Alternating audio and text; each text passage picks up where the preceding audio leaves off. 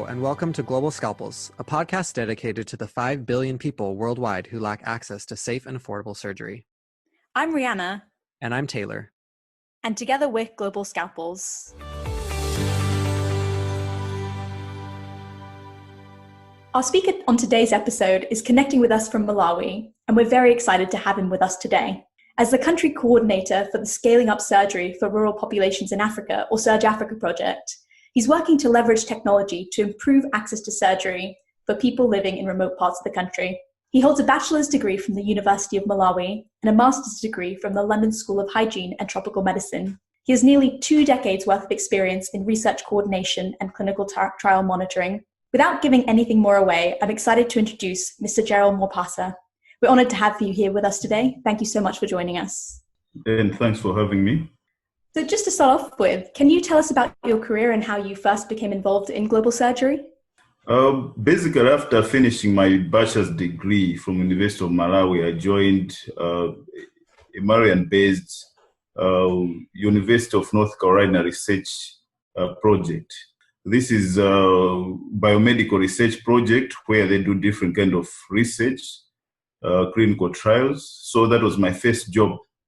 So I worked with the University of North Carolina project in Lilongwe, which is the capital city of Malawi, from 2003 up until 2006. So at UNC project, basically it was clinical trials. That's when I got interested in involved in medical research and clinical trials.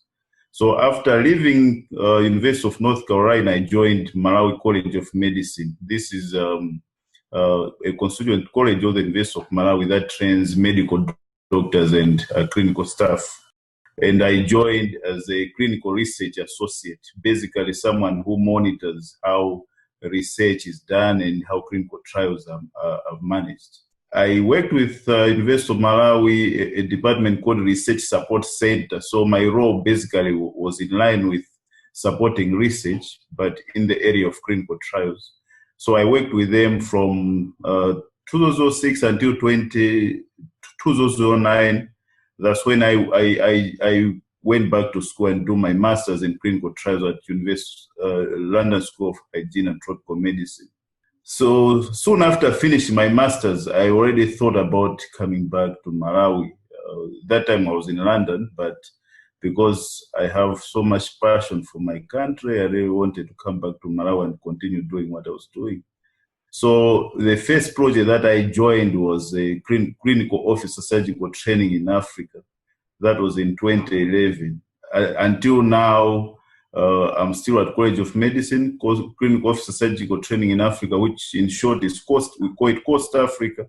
Is also based at College of Medicine, now not a research support center, but Department of Surgery. So I've been in Department of Surgery managing the Coast Africa project.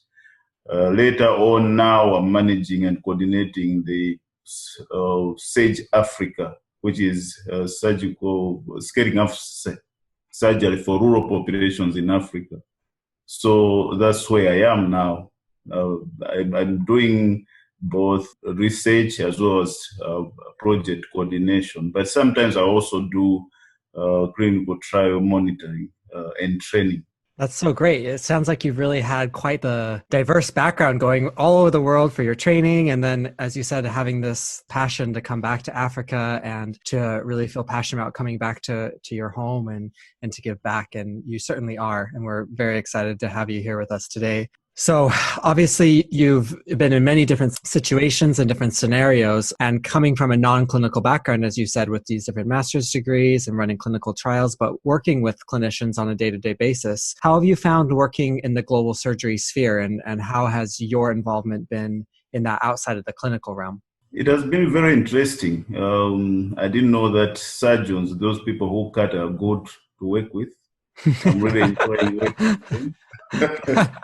But also, I think for me, what interests me a lot is the difference that the projects that I've worked with are making for the rural poor populations. I think these are 2 projects that I feel they have a direct impact on the people down in the villages, those people who don't have hope to get better surgical care. So really working with the surgeons, I've worked with the surgeons at a higher level because I'm based at Queen Elizabeth Central Hospital, which has specialist surgeons. We discuss with them on issues that affect the rural populations and the cases that they receive from those district hospitals. So working with them has been fantastic, and I like the job that I'm doing, even though I'm not a medical person. Well, it sounds like you've contributed a lot despite that. So it's fantastic to hear about your experience. Mm-hmm. You mentioned the first project you worked on was something called Cost Africa. Do you mind telling us a bit more about what that project was and what it involved? So Cost Africa was a surgical training intervention sort of clinical trial. It was a randomized controlled trial. What Cost Africa was managed to do was to introduce a Bachelor of Science for general surgery for clinical officers. I will explain what clinical officers are later on.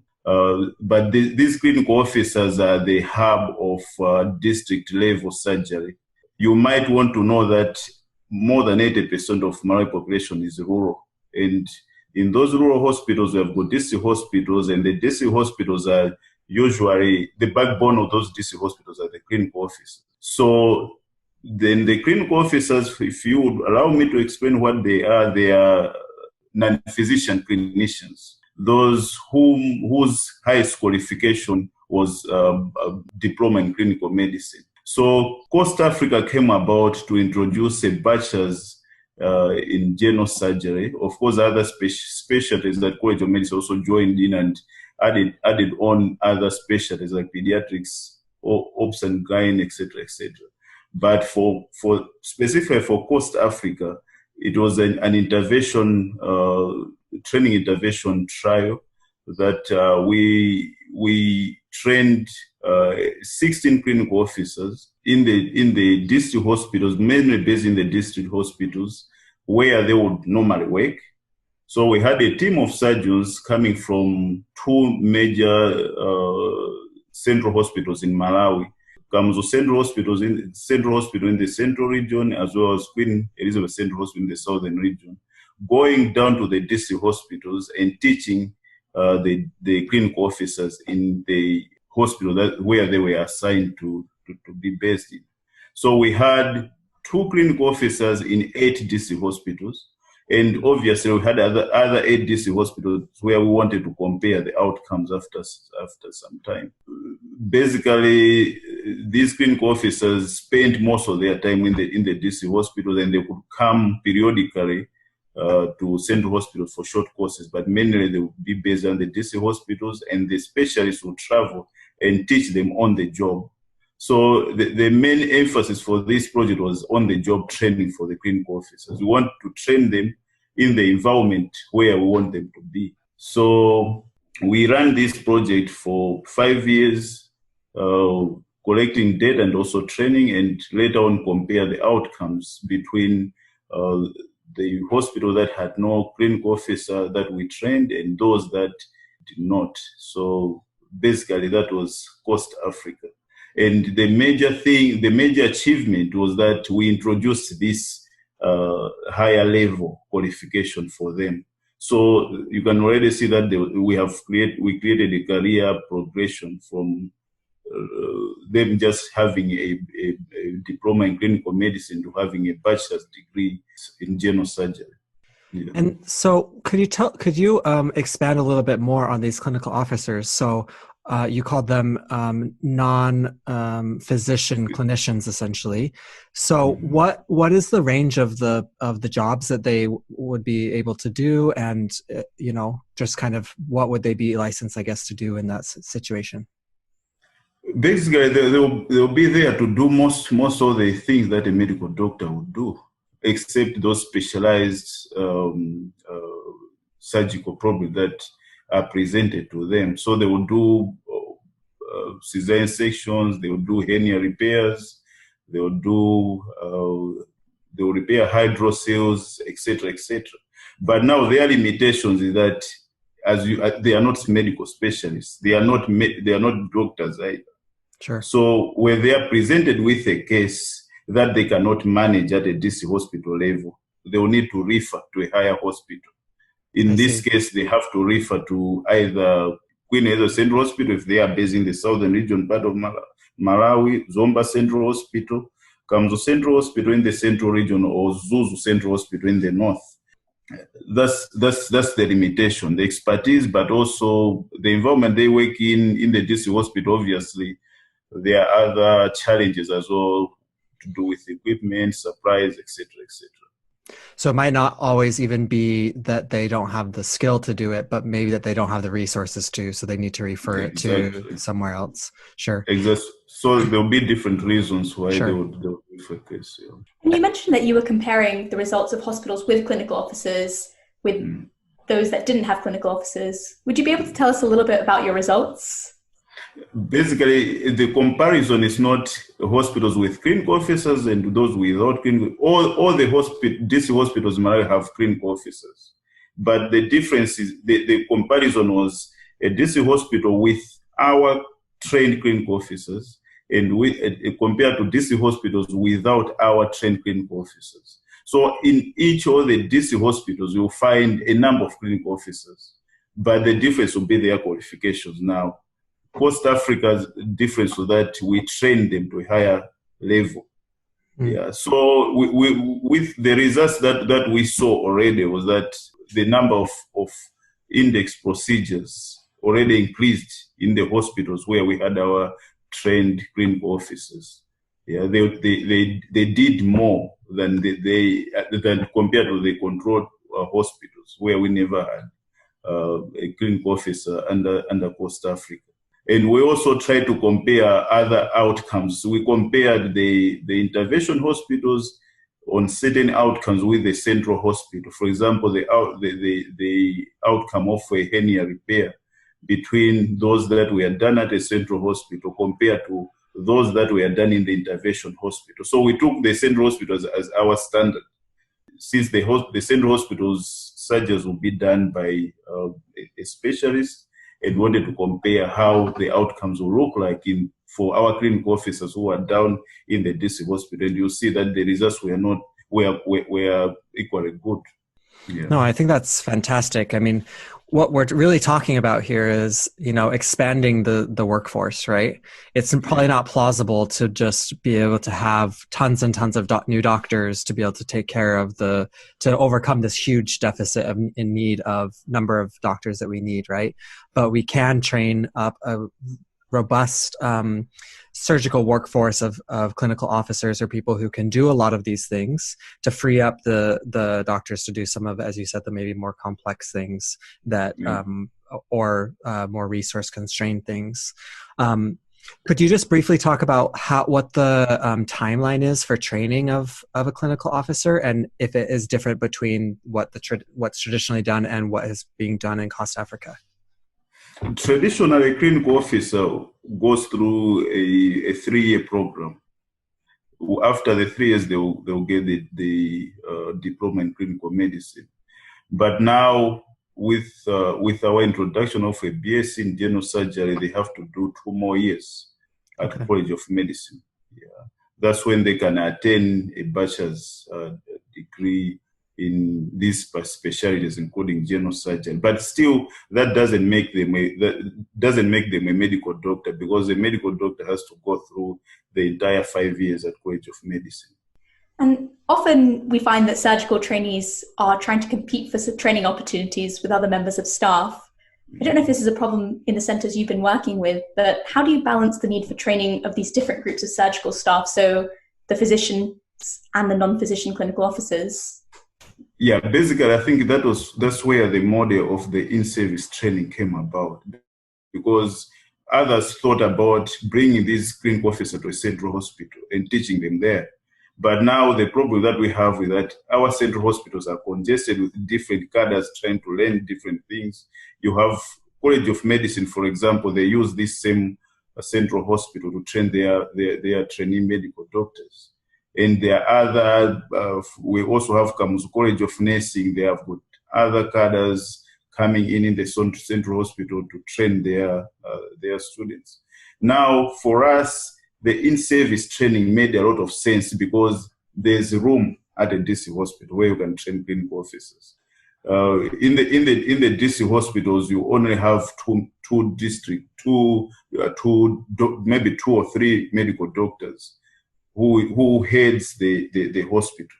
So there isn't that congestion as in the central hospital. But also, if you look at the situation that we are in, we mostly depend on the clinical officers down in the DC hospitals because we are far from training enough medical doctors that will fill in the gap that is there in the DC hospitals.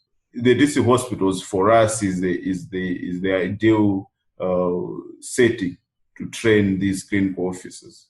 That's why we keep on focusing on district level surgery, and also because most of our population is at rural level. For our listeners who maybe haven't been to Africa or Malawi specifically, when you talk about a district hospital, about how many beds are in a district hospital, what size are they? Could you just explain that to us? The DC hospitals vary, but they will range from 200 beds to 400 beds. Other DC hospitals are as busy as you would think of a central hospital. Okay. So that's the range of. So they can be quite large. Yeah, they can 400 beds is a lot. Yeah. But they're typically more in rural areas. Is that the difference, or what would you how would you maybe distinguish them from like a central hospital? Okay, so a central hospital would have a number of DC hospitals referring to it. So a DC hospital is a rural hospital. It's a hospital that you will find in the rural setting. You have to drive, most of them 2-3 hours to get to a DC hospital from the town centers. So the central hospitals are town-based. So if you have a case at a DC hospital, you would expect them to show up at a central hospital after several hours, and so many things can happen in between. Of course. And the other difference is that you never find a specialist, a resident at a DC hospital. All the specialists are town-based, and they work at the central hospital in private hospitals in the town. Then when we have all these different clinical officers and doctors and everyone's kind of working together to create this medical team or this surgical team, how have patients typically taken the difference between being treated by a clinical officer versus a nurse versus a doctor? Is there any differences, or they seem to be quite amenable to being seen by a clinical officer? No, basically the patients will be happy to be seen with the clinical officers. In fact, if you go down to the DC hospitals, the patients will not be recognizing a clinical officer as a clinical officer. To them, it's a doctor. They wouldn't noted any difference. And if you ask me, if I have an aunt or an uncle down in the rural area, I will be confident for them to be seen by a clinical officer. I respect them a lot because they do quite a lot. And the rural population don't really have much alternative than seeing a clinical officer. That's why they are a hub of the district level surgery hours. Yeah, so if you ask me how the population being treated by a doctor and a clinical officer, they wouldn't sense the difference. That's great to hear. And actually, I think your results speak for themselves when they say that the experience people are going to get are going to be comparable as well. In terms of, you spoke about how the specialist doctors don't want to go to these district hospitals, but you do have your clinical officers there. How do you maintain these clinical officers in the healthcare workforce in the district general hospitals? Yeah, basically, for us as a project, the best that we can do is to motivate them. You know, the interaction that our projects have created, the environment where the clinical officers are able to work with the specialists. They have a completely like a direct line to the specialists. They rub shoulders with the specialists. That motivates them because they don't feel left out. Yeah. Mm-hmm. But the other motivation lies in the hands of government, because everyone, if you ask everyone, they'll talk about money. They need money. they need good working environment, etc., etc. Both the projects that I've worked in, we have always tried to work hand in hand with the Minister of Education, with the Minister of Health, I mean. Because at the end of the day, if you give someone a higher qualification, they will be expecting to get more money. They will be expecting more responsibility. They will be expecting to get more recognition. And the studies that we have done, other studies that we have done with the clinical officers, that they are happy to work in the DC hospital as long as they are motivated. And most of that responsibility lies with the government, and the government is doing something about it. These people get promoted. The process might not be as fast as they want, the clinical officers, but still the government comes in and do something about it. So the motivation comes in different ways. But for us, we are trying to create that environment where the clinical officer doesn't feel neglected, feels part of the team, interacts. We have a surgical association of Malawi, and that surgical association of Malawi includes both the specialists, the clinical officers, and whoever is there doing surgery. That interaction alone, and the fact that they are not left stranded with patients, I think creates that confidence in them and motivation. No, that's great. I mean, I think the surgical workforce, like everyone needs to work together, right? It's not just one player, it's a team. And we need every member of that team to really create the experience. And it's fantastic to hear that we're being able to expand our surgical workforce by working together with different members of that team, and maybe fluxing or growing different parts of that team to respond to the need. And so that's awesome. One question that we had been thinking about is, so for example, in the States or in the UK, we don't necessarily have these type of clinical officers. We do have like physician assistants or something like that maybe are similar in nature, but would maybe have different licensure. Do clinical officers typically have a hard time emigrating to other countries with their training, if they decide to go, for example, to a neighboring African country or something? Are their qualifications recognized, or is it fairly well recognized within the region? Our clinical officers' qualification is not recognized outside Malawi, which is an advantage to us because we don't have a lot of brain drain. Most of them will not leave Malawi. Mm-hmm. The movement, if they want to move, they will move within. They might move from a government setting to a private setting, but they will be within Malawi. That makes them different from medical doctors because their qualifications are recognized, and they usually move from Malawi to other countries looking for greener pastures or looking for things that would motivate them. Our clinical officers, their qualification is Malawi based, and we may worry about them moving out of the DC hospital if they are not motivated, but still they will remain in Malawi somewhere else. What we really look into is not to lose those people that we have trained in surgery moving to other clinical work that is not surgery. So we want to keep our surgical trained staff doing surgery than doing other things that we did not train them to do. Yeah, and it's great to hear that actually these initiatives to motivate them, the training, the salaries, the engaging with the Ministry of Health, is all happening side by side with this training program, so that we're creating a workforce and we're also empowering the workforce at the same time. I think what you mentioned earlier about having these clinical officers in the district hospitals rubbing shoulders with the specialists in the central hospitals leads nicely onto our next question, which is just bringing it to your most recent project, Surge Africa. For our listeners, would you be able to describe what the Surge Africa project involved and what your role in the project is? Yeah, so for Surge Africa came about after the lesson that we learned from Coast Africa. Because as I've said, for Coast Africa, we had 2 clinical officers going to 8 intervention hospitals. But you would imagine that with the pressure that in the DC hospitals, there's only enough that the 2 clinical officers would do. And also the other lesson that we learned was that for a clinical officer to do a surgical procedure, he will need an anesthetist who is confident to support them to do the particular procedure. They will also need a theater nurse confident to support the clinical officer. So you may train them to do surgery, but they also need other specialties to support them.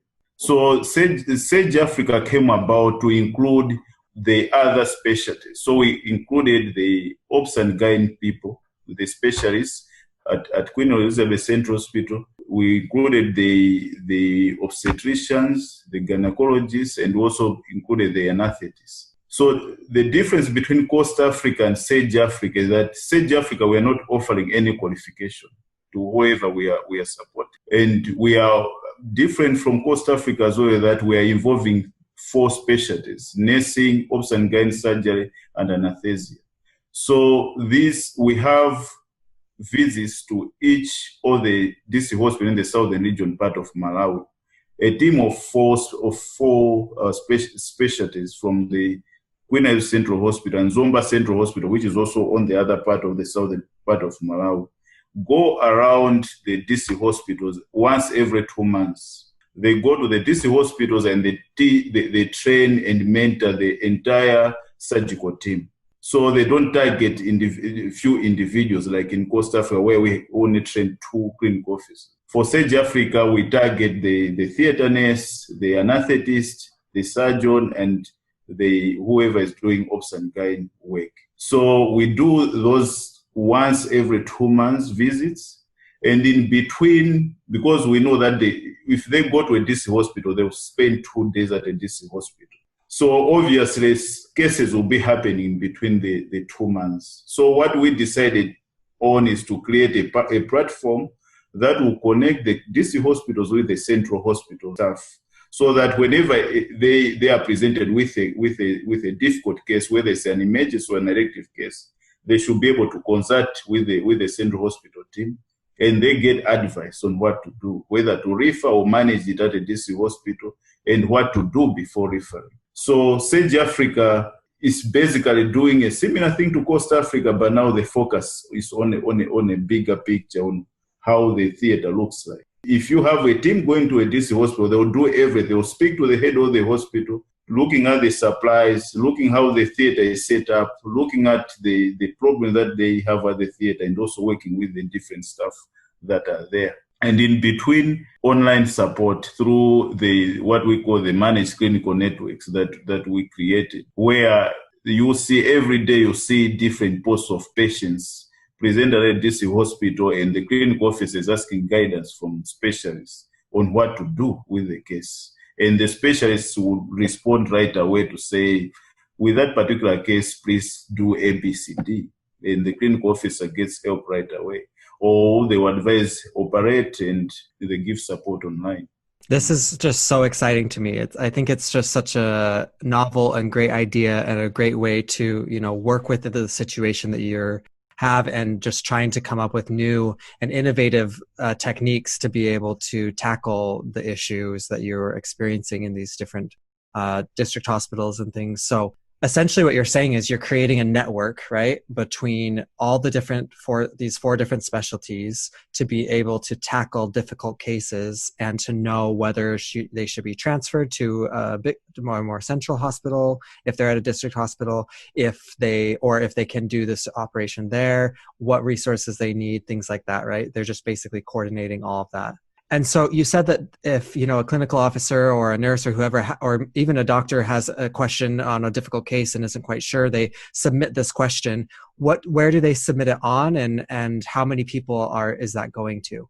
The way we created this managed clinical network was to use WhatsApp. The reason why we chose WhatsApp, because nowadays almost everyone is on WhatsApp, and it's possible to create a group. Mm-hmm. And the other advantage that if one posts on the forum, whoever is on the forum would see and would be able to respond or learn from it. The most important thing that we did from the beginning is to make sure that the inclusion into the group is controlled. So we consulted with the different heads of these departments at our 2 central hospitals to include only those clinicians who be participating in this particular discussion. And also for the DC hospitals, we had to involve the heads of the DC hospital, include the clinicians and whosoever is involved in surgery, not everyone. And also we came up with a protocol on do's and don'ts on the forum, because we wanted to maintain confidentiality of patients, etc., etc. So we are using it to answer, to cut the long answer short, is We are using WhatsApp group forum, but it's mainly managed. I manage them in the network, and also at the end of the day, it's already self-managing because the specialists have owned the forum. The clinicians in the district hospitals have owned the forum. I don't think even if I pull out, they'll still do the right things because I don't normally stop people doing what they are doing because they are doing the right thing. You don't see anyone posting things that don't relate to surgery there. Everything is to do with surgery. And I think it's great that you've curated these groups to be groups of professionals, because I think that probably does come across in what kind of things they do post, and also that they are protecting this as a really functional, helpful resource.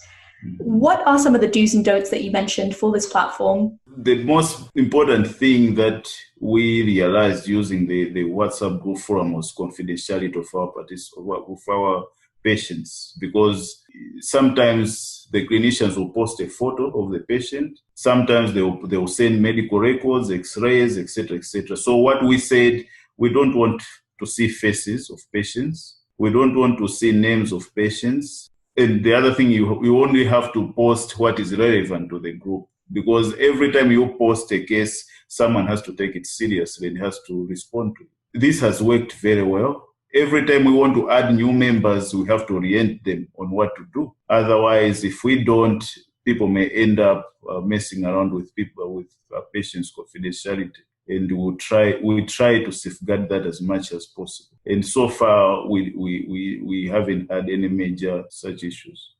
There's going to be downsides to using technology or using these things and lots of different things. So what are, besides that downside, is there any other downsides that you've found to using WhatsApp, any security or privacy issues or anything like that? Apart from the issue of confidentiality, no. But sometimes, because once someone posts, we have seen great results. Once someone posts a case on a WhatsApp group forum, you expect that one of the surgeons or one of the specialists will respond to it.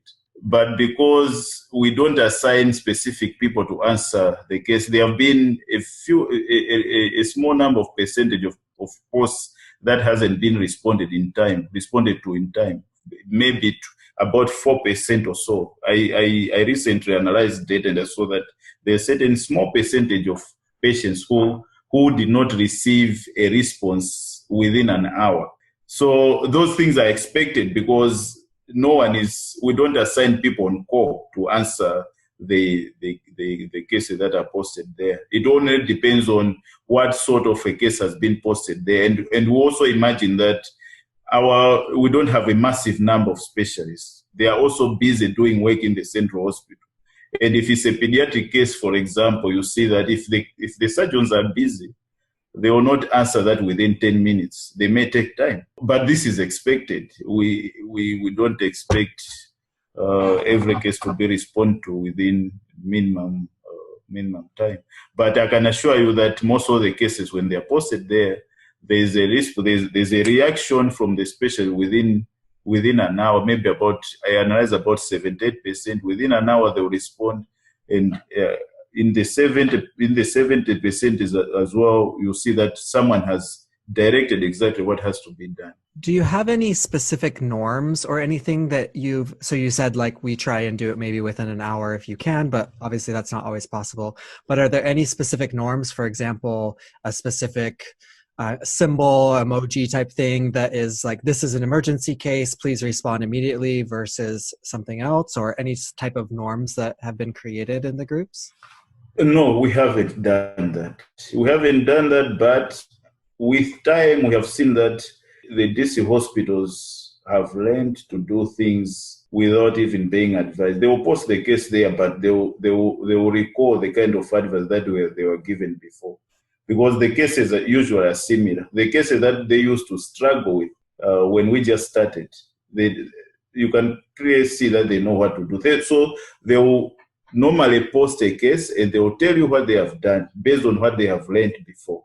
Yeah, cases that they couldn't have managed in the past, but they are able to scroll back and see this case was posted before. This is how the specialist advised. This is how I should do it. So some of the cases, they will not even wait. They will post it there, but they will not wait until someone says, because they have seen it before. Not all the cases that are sent there are unique.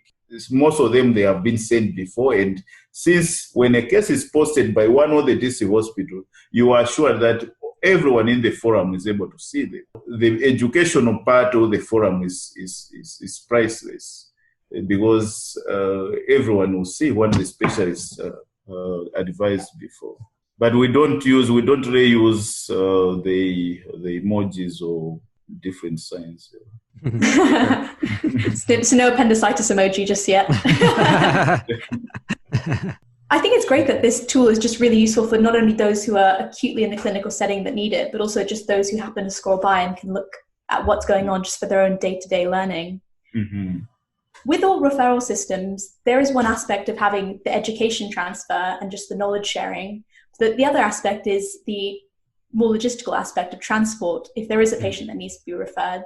Mm. Is this something that's addressed in your project, or is this something that's hopefully down the line? No. We are not intervening in the normal operations of the DC hospital. That's not part of the project intervention. So the hospitals are expected to operate within their means. And so far, the norm is when there's a referral, it's the responsibility of a DC hospital to take that patient down to a central hospital. So they will use their own ambulances. Once there's an emergency case, you know that they will send the case to the central hospital. So far, we haven't had those such challenges that the specialists ordered a referral, but the patient hasn't showed up because of transport problems. The hospitals have got ambulances. No, I mean, the implications of this is just amazing, because you're creating a network of specialists who can help answer questions when you can't unknown what should be done by any of the surgical team. Also, to be able to know when to transport. You are basically also saying you're kind of creating almost a medical textbook, right, of past cases and medical cases and case studies that people can be like, oh, like, I don't know how to manage this, but I remember so-and-so doctor said that I should do this for this type of patient. And so it becomes a learning platform, it becomes an advice platform, and it's just so broad, and the implications are so great. And I think we're really, really excited about it. Do you think that this technology could be utilized, and this idea, by other LMICs, other low resource settings, to link referral centers that may also be able to benefit from this? Exactly. I think it's really a great opportunity. I think when we started all this, we never knew that it would be this success. You would imagine, these visits that I'm talking about, these once every two months visits, they are expensive. Because you need to pay the people who are going down there. You need to pay for their transport, their accommodation at the DC hospital. But if you substitute that with this network, this live network, people will text while in their homes, or even if they have traveled outside the country, they will be able to do it. So you'd imagine in any low medium income country, is something that should be utilized, using technology to reach out to the hard to reach patients. Because the number of specialists will never reach the required number of specialists. Literature tells us that we are far behind. So what do we do in the situation that we are in? We have to try to use different kind of ways how we can reach the rural population that is really do not really have a chance to meet a specialist or get a specialist advice. So for us, this WhatsApp group forum has proved to be a great potential that can be used in other countries as well. It's really something that is exciting us. You can have teams going down to the hospital, but what about the emergencies? Because an emergency would happen at any time. You would go there, but you only find elective cases. But the difficult case will just happen as you have left the hospital. This kind of network is priceless, because someone would text right away, will advise. The other important thing is pre-referral case management. Some of the patients before would die along the way. But with this live interaction, they will tell exactly what they should do before referring the patient, and they will be monitoring what's happening along the way until the patient gets to the central hospital, and the specialist will will have a good starting point for the patient. So I really feel this is a great opportunity for other low medium income countries to take advantage using this kind of forum. Certainly, we're really excited about everything you said. It sounds like your project is just using this novel idea to take a platform that's free, easy to use, universal, and 24/7, and connecting people that otherwise wouldn't be in touch, which is fantastic. Having seen the impact of this technology, do you think there are any other technologies that you think might be useful in scaling up safe surgery? I've heard about others, like in South Africa, they're using other software like Vula. I've heard about Vula software. They are doing a similar thing. It has got other advantages that WhatsApp group forum will not have, but it also have other disadvantages that a WhatsApp group forum will do. I understand the Vula software will be able to direct to a specific specialist. If it's a pediatric case, they will direct to a specific doctor, who deals with that. But maybe it does not open up to everyone seeing what kind of advice that specialist gave to the referring clinician. Different softwares will have different advantage and disadvantage. The only advantage with the Vula more than ours is that confidentiality is assured because it's one-on-one, and they have got a way to protect data. But the other thing that I share is so much for me is the educational part. I would want the people to learn. So if someone posts a case, I don't want it to be missed in the thick of things.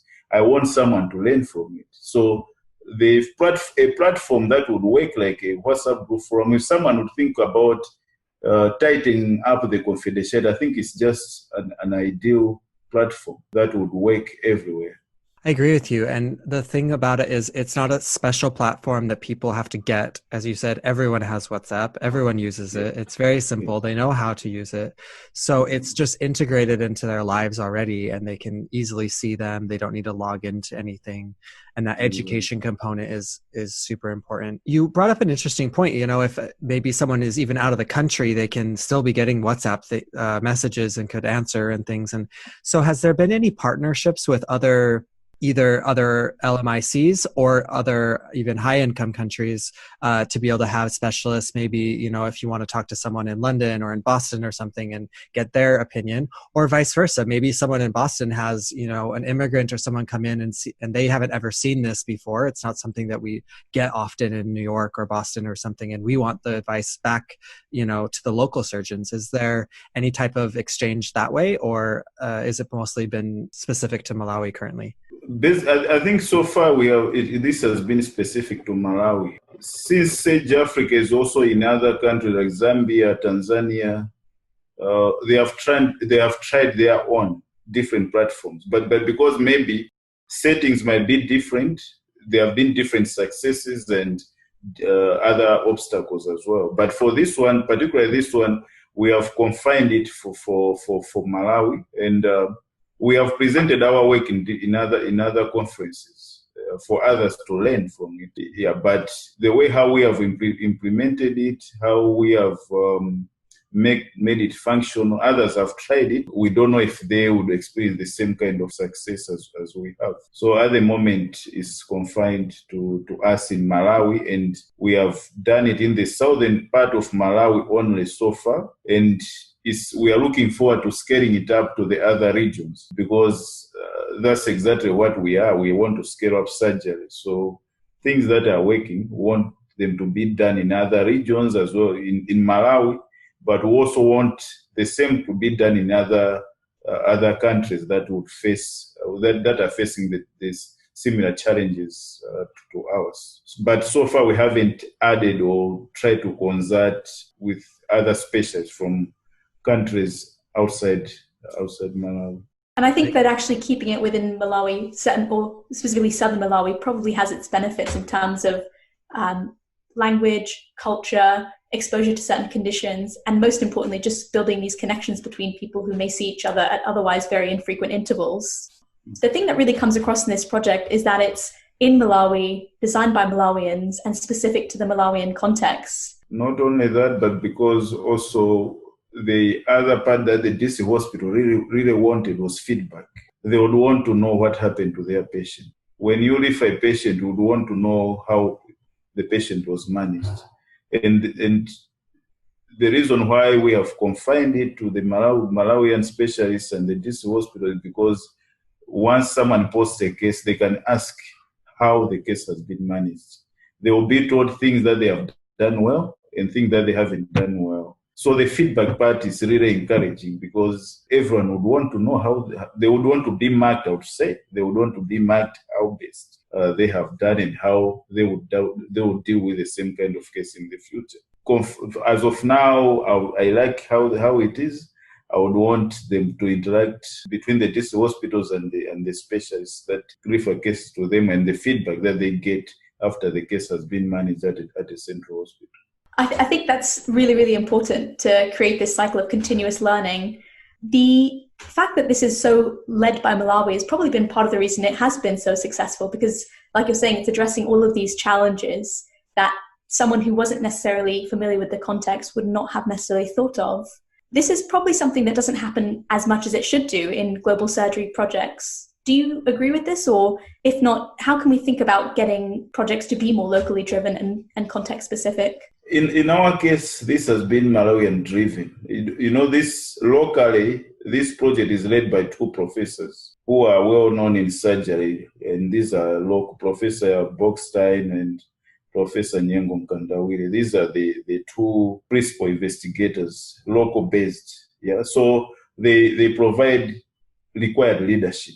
That's advisable. The good thing is that both the projects that I've worked in have had those two leaders. So they guide me. Most of the things that I'm talking about, I can't do on my own because you can imagine that I'm dealing with surgeons, etc., etc. If I meet an obstacle, they are the right persons to consult. So I cannot imagine if you can achieve what we have achieved if you don't involve the local opinion leaders. These two professors are really a pillar to our project, and they have made it a success. I do the groundwork, but they provide the required guidance. Approaching the Ministry of Health, you need representation at a higher level because you cannot conduct a project at this magnitude without involving the Ministry of Health. The government has to be involved. They need to know what is happening, what you are trying to do in their hospital, and they have to agree to it. For you to do that, you need local representation. People who can talk to the ministry, who can convince them, and people who can find a best way how to advance the project. I've talked about motivating staff. I've talked about promotions. I've talked about making sure that these people that we are training remain doing the surgical work. That's where you need the local leaders to lead this kind of projects. Otherwise, you do a project that is completely irrelevant to what the local population needs. So I would advise. I'm not sure how other projects are done in other countries, but in our case, I think it's vital to involve the opinion leaders in this field, and for us, it has worked very well. Yeah, it's definitely worked amazing, and is an amazing model that you guys have put together, and we really think it's just fantastic. You talked about, I just want to circle back a little bit. Earlier, you talked about that you're sharing this with conferences and things like that. What has been your response when you've shared this to other people, and have you been able to start any other initiatives in other countries, or heard of people maybe taking your advice and starting something? So far, I don't know, but people have been very excited when I presented the work that we are doing. We have a WhatsApp. We have a YouTube video that we recorded with clinical officers saying it themselves, how they like this intervention. We have the specialists talking about it, and we can only imagine that others are benefiting from that. Maybe others are trying to copy what we are trying to do. But so far, I haven't really researched to see how others have taken advantage of the things that we are doing here. I mean, they say that copying is the highest form of flattery, right? So hopefully we're getting lots of people to copy your model because it's fantastic. I think it really is innovative, using a simple, easy technology to be able to create and expand your surgical workforce and create a education platform is really great. I just want to ask one other follow-up question before we kind of wrap up. Is you had mentioned that you need the buy-in of the local leaders, and that's obviously easier to be done with local leaders, but you also need the buy-in, as you said, of the health ministry. So can you tell us about Surge Africa's buy-in with the ministry, how you've been working with the ministry and what support they may be offered? From the start of the project, we had to consult with the Ministry of Health. We consulted with them because for you to do any kind of research, it has to go through the ethics committee. And for the ethics committee to allow you to do the project of this magnitude, they will need letter of support from the ministry. So for us, we had no choice. We had to go to Capitol Hill, which is the headquarters of our ministry, to talk to them and to brief them what we are trying to do. It was easier for Sage Africa because they already knew about the Coast Africa. So we had to brief them what we are trying to do and get their buy-in. After that, they gave us a letter of support to take to the ethics committee. But not only that, they also wrote us a letter of support to all the DC hospitals that we are going to. So that alone gives credibility to a project, because you don't want to go down to the DC or to any hospital doing research that is not supported by the government. It lacks continuity at the end of the day if you don't involve the ministry. It has to go along with the government policy. So we had to talk to the ministry. The ministry had to give us support letters to all the institutions that we had to go through. So at the end of the day, we received an approval for this project because it's an implementation research project. We're still analyzing data to see the impact that is there. And since we are collecting data, it has to be ethically approved, and we got approval from the College of Medicine Research Ethics Committee. So you can already see that it's almost impossible to run this kind of project without support from the ministry. Absolutely. And I think that's, in your case, one thing that the close connection between yourself and from people within the project with the ministry has probably helped this whole process be a little bit more smooth. We just want to wrap up with a few final questions just about yourself now. Our first question is, would you mind telling us about an important mentor you've had in your life and how they've influenced you? That's an interesting question. I think I would say my very important mentor is my brother. He's a hard worker. He's also in research. I learn by seeing what he achieves, and I try to emulate what he does. He's at a higher level, but I try my best to do what he does. I would mention my brother as my biggest mentor. That's great. It's nice to have family and people who can help you along the way. We like to finish all of our podcasts with wrapping up with our final 5 questions, which represent the 5 billion people around the world who lack access to safe and affordable surgery, and something that you guys are trying to tackle and doing an excellent job at. And so one of the questions we like to ask is, maybe what's something that not very many people know about you, or a unique talent that you have? My unique talent is how I interact with people. It's not easy to interact with different kind of people in different specialties. You can imagine that interacting with 9 district hospitals, negotiating things, interacting with the different surgeons, my bosses, etc., etc. It's not an easy thing to do. Even the clinical officers themselves, we have got very good working relationship, and it needs someone who can easily interact with people in different levels. And also another thing that is unique to me, that I like speaking my mind. The people whom I have interacted with, they will not know that I will tell them exactly how things are. I will not beat about the bush. If things are getting wrong or things are getting right, we'll say it as it is. I think that's a great skill to have learned, and to know when to say it as well is just a really good thing to know. I think we've seen your ability to communicate what's been going on so well in this podcast so far. So thank you so much for sharing all of these experiences. Our next question is a little about your childhood. What was your favorite toy growing up and why? Unfortunately, I never grew up with toys that I would buy from the shop. Our childhood would involve us making the toys ourselves. So we used to make toys from wires. We would make a car using wires. Would make toys using clay. We would make different kind of toys. So I will not mention one of the toys as my best. We used to make them. And we still see these things happening in the rural areas. You go past somewhere, you see kids trying to make things on their own. So that's how we grew up. We never grew up being bought a nice toy that you'll be excited about. I can't remember any. We made them ourselves. I would agree with you. I feel the same way looking back on my childhood. Some of my favorite things were rocks that I found in the backyard that I was just so excited about, or, it's not always about, how the price tag on it. But I do think that lends well to what you're doing now, right? Is you take the situation you have and you craft an interesting solution out of the materials that you do have, right? Exactly. So you don't have enough specialists maybe, but you can create something different for it. Our next question is something a little bit more fun, and maybe you can shed some more light on Malawi in general. Is maybe what's your favorite food?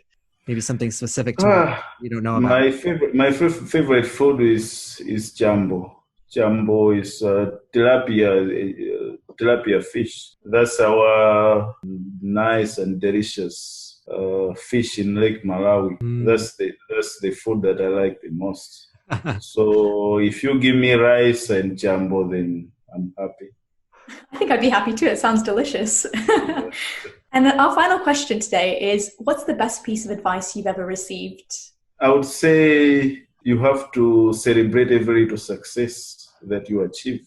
Don't wait until you achieve something massive. Every little success that you achieve, celebrate about it. It will give you more courage to do more. Otherwise, huge successes take time. Small successes happen every day. So every little success, enjoy it, celebrate it, and keep on moving. That's so important in implementation research, where we don't always see the outcomes after one day when these are projects that are looking to be sustainable 3-4 years down the line. So that's fantastic.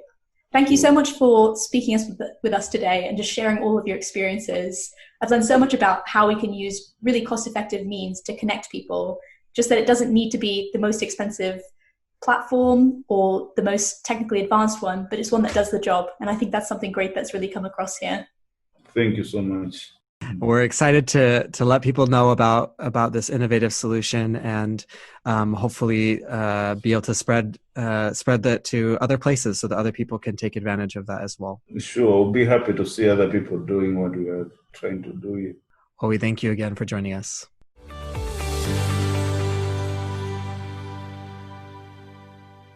We hope you enjoyed this episode of Global Scalpels. If you're interested in learning more about this topic or the speaker, visit us on the web at globalscalpels.com or any of our social media platforms. Please subscribe to our podcast on Apple Podcasts, Spotify, Google Play, YouTube, and Stitcher to hear more great content on a wide range of topics within global surgery. If you or someone you know is doing something in global surgery you feel should be highlighted in Global Scalpels, we would love to hear from you. Thank you again for joining us today and hope to see you on our next episode.